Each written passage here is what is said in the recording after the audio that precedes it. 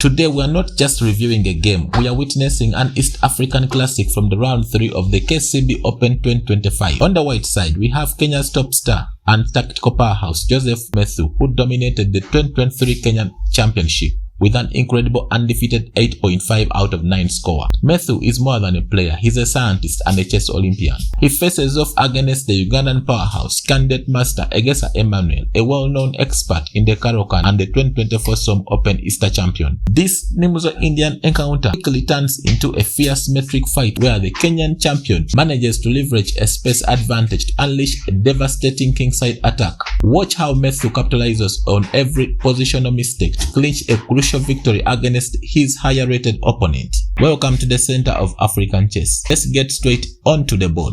Please take a moment to subscribe, like and comment. It's the best way to support the channel and help us bring you more amazing games across the continent. And in the white pieces, the 2023 Kenyan champion opened the game with d4 and candidate master Egesa Emmanuel played knight f6, c4, e6, knight c3, bishop b4. This introduces us to the Nimzo-Indian Defense, e3, intending to develop the bishop on d3, and then knight e2, short castling from Egesa, bishop d3, c5, hitting in the center, knight e2. Egesa went on and played b6, but however, c takes d4 should have been considered. For example, after c takes d4, we could have seen e takes d4, d5, hitting in the center, c takes d5, knight takes d5, short castling, and after knight c6, we see f3 hitting on the bishop, bishop d6, and rook e1.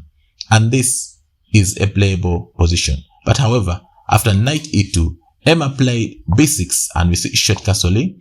And in this position, he went on to play bishop b7. But however, d5 should have been considered. For example, after d5, we could have seen c takes d5, and after e takes d5, we see f3 hitting on the bishop, bishop takes c3, knight takes c3, knight c6, attacking the pawn which is on d4, b3, intending to put the bishop on b2, bishop g4, f3, hitting on the bishop and intending to go ahead if given an opportunity to play e4. But however, after short castling, Egesa played bishop d7 and Methu went on to seize the opportunity to play d5 himself. E takes d5 and c takes d5, and in this position, the pawn d5 is untouchable. Cadet master Egesa is attacking it twice and white is defending it once. But however, in case of knight takes d5, then we could say knight takes d5, bishop takes d5, and in this position, even the simple bishop takes h7 is winning. But however, there's another super aggressive continuation from here. We can begin with f3, hitting on the bishop, and after bishop goes back to f5, then we hit it once again with b4, and after c takes b4, then we play bishop takes h7. After king takes h7, then we take the bishop on d5, the queen is attacking the rook, knight c6, we see queen h5 check, king g7, now bishop b2. This is a very interesting attack. The bishop is looking here, the queen is here, the knight is going to be jumping in. Dangerous position to play as black.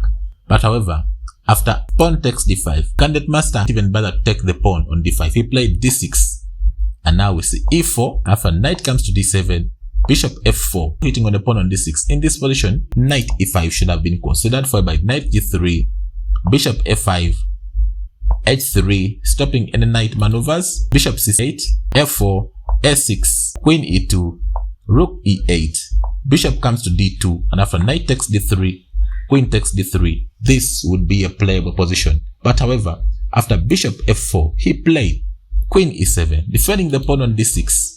Now we see f3, strengthening the pawn in the center, knight e5, knight g3, g6, stopping any knight maneuvers.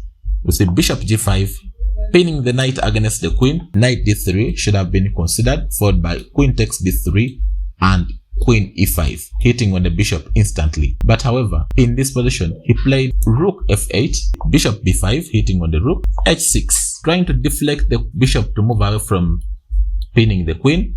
And now we see bishop takes f6, queen takes f6, f4 should have been considered. Remember that all the squares where the knight can retrieve from, all of them are covered, and this would be a winning position for Methu. But however, after queen takes f6, he played bishop takes e8, rook takes e8, he played f3, hitting on the bishop. Emma played bishop f5, trying to maintain the bishop pair on board. But however, bishop takes c3 should have been considered, followed by pawn takes c3, queen f4, rook comes to f2, h5, knight f1, king g7, queen comes to e2, h4, f4, after bishop c8, h3.